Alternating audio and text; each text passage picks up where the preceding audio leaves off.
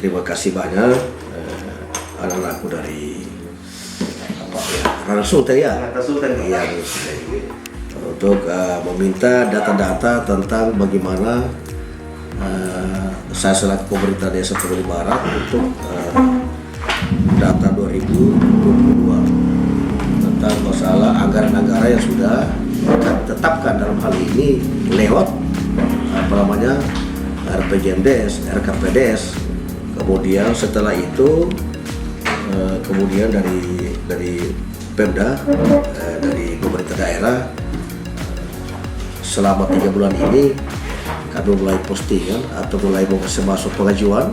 Ketika pengajuan sudah ada, maka mereka sikapi apa yang kami kirimkan ke sana atau laporkan sesuai dengan apa yang tertera dalam pertanggungjawaban sudah sesuai, maka ya disalurkanlah untuk BLT. Artinya tahap pertama adalah akan bagikan adalah BLT.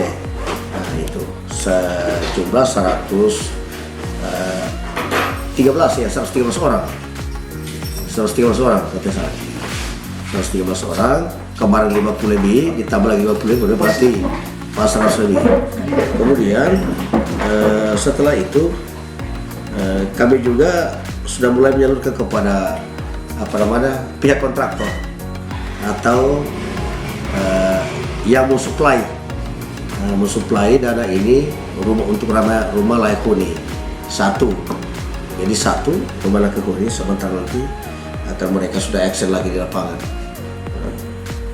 Kemudian yang kedua adalah perpustakaan. Nah, itu akan 2022 semua nanti. Anggaran itu akan kami luncurkan semua itu dan satu. Nah, selama itu perpustakaan, kemudian juga ada anggaran BUMDes. Nah, ya. Kemudian mereka bikin proposal juga memintakan mereka bikin satu mebel. Nah, itu per kelompok-kelompok untuk membuat mebel. Nah, jadi itu kan kita lihat lagi, kita akan evaluasi nanti itu sebentar nanti. Nah, kemudian di bidang pariwisata juga kami anggarkan juga. Nah, nanti kalau tidak salah itu ya dari pagu 32%, 20% untuk ketahanan pangan itu 20%, 30% itu ya sudah lain-lainnya semua itu yang termasuk pariwisata. Nah, itu karena 40% bisa lagi diganggugat, 30% itu lagi kan 20% inilah yang bagaimana caranya dalam hal ini kita berinisiatif antara pemerintah desa, BPD, LPM, toko-toko, kemudian seluruh jajaran masyarakat yang ada untuk bagaimana keuangan ini sasarannya tepat ya. Jadi kita tidak main-main dengan dana yang sudah diluncurkan oleh pemerintah. Kemudian sesuai dengan uang itu peruntukannya ya jelas tidak bisa kemana-mana. Yang itu sesuai dengan RPJMD atau RKPDes. Tidak boleh. Ketika nanti ada peralihan, maka kita kembali rapat ulang membicarakan itu. Tidak bisa kita alihkan begitu saja. Tidak boleh. Nanti temu lagi. Nah, karena kita harus ada dikuatkan dengan berita acara, kemudian daftar hadir, notulen rapat. Nah, ini salah satunya. Kemudian menyangkut tentang masalah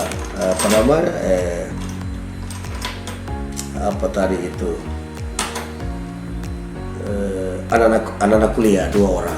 Jadi ini kemarin saya juga artinya setengah mati mau estimasinya itu dana kalau kita kucurkan ini Pak dari PMD kalau 20 juta ini per orang, aduh banyak sekali itu Pak, tidak membengkak itu. Tidak Pak, saya tanya kalau bisa satu ya sudah ini, enggak, kalau 2 orang boleh. Oh ya, karena memang visi misi saya itu artinya memberikan anak-anak ini yang tidak berkemampuan tapi dia berkualitas. Berarti artinya yang program kuliah ya, berpotensi. Iya. Nah, setelah nanti itu kalau pemain mereka untuk selesai, maka boleh juga kita pekerjakan di kantor desa. Iya.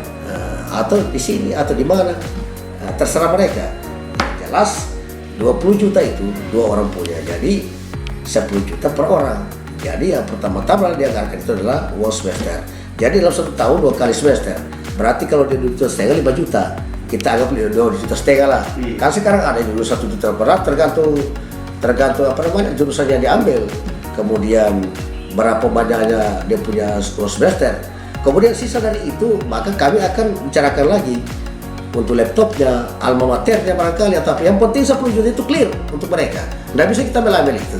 Nah, karena biar bagaimana mereka juga punya estimasi menerima ketika menerima nanti.